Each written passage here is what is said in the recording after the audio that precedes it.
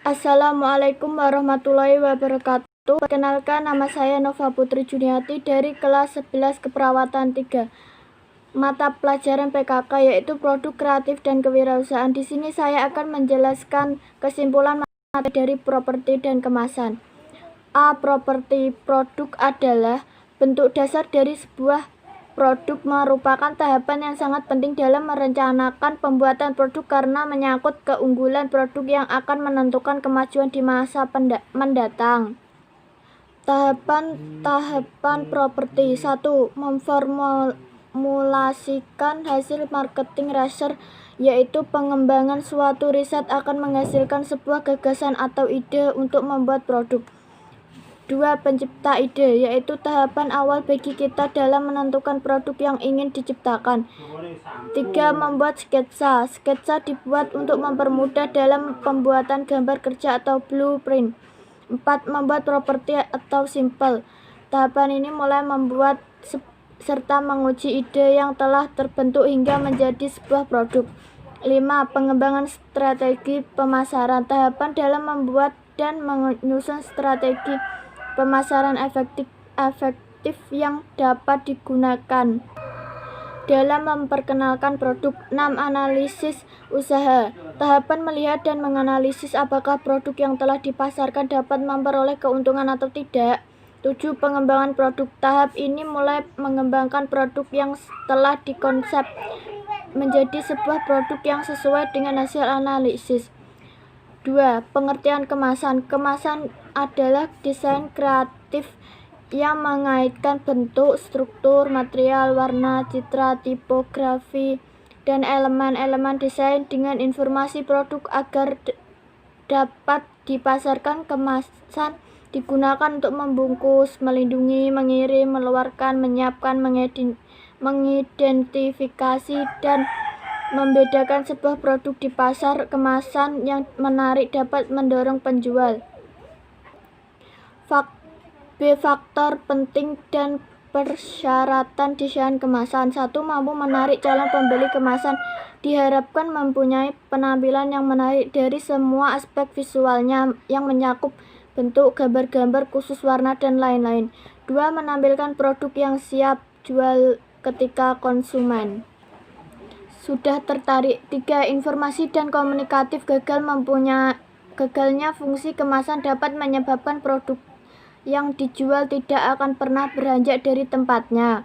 4. Menciptakan rasa butuh terhadap produk. Banyak produk dan jenis yang sama tapi mereka berbeda di pasaran yang menyebabkan terjadinya persaingan antar produsen. C. Fungsi kemasan. Fungsi kemasan produk. Fungsi kemasan produk ada 2, yaitu 1. Fungsi protektif, berkenan dengan proteksi produk.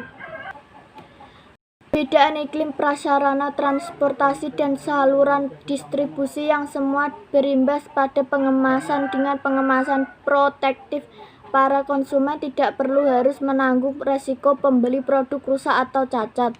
2. Fungsi promosional. Peran kemasan pada umumnya dibatasi pada perlindungan produk, namun kemasan juga digunakan sebagai sarana promosional menyangkut promosi. Perusahaan mempertimbangkan preferensi konsumen menyangkut warna, ukuran, dan penampilan. D. Tujuan kemasan produk. Menurut Timber 2007, kemasan mempunyai beberapa tujuan, yaitu physical production, melindungi objek dari suhu, getaran, dan guncangan tekanan. 2.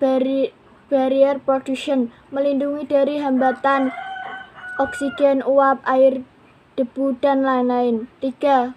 Containment or aqueous, benda-benda kecil biasanya dikelompokkan bersama dalam satu paket untuk efisiensi transportasi dan penanganan.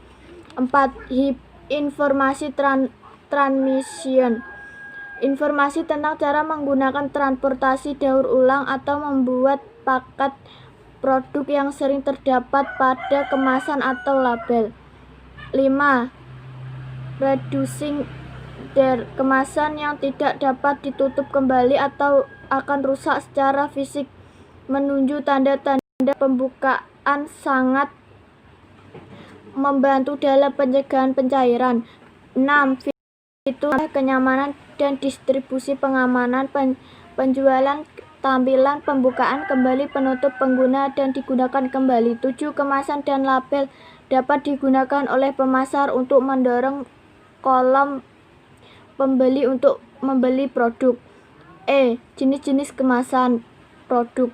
Kemasan dibagi menjadi 3, yaitu 1. Kemasan primer, yaitu bahan kemas langsung mewadai bahan pangan, contohnya kaleng susu, botol minuman, dan lain-lain.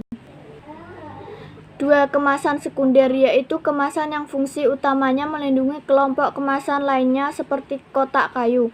3. Kemasan tersier dan kuarter, yaitu kemasan yang diperlukan untuk menyimpan pengiriman atau identifikasi. Kemasan tersier umumnya digunakan sebagai perlindungan selama pengangkutan. Begitulah yang dimaksud dari konsep desain properti dan kemasan. Sekian dari saya. Wassalamualaikum warahmatullahi wabarakatuh.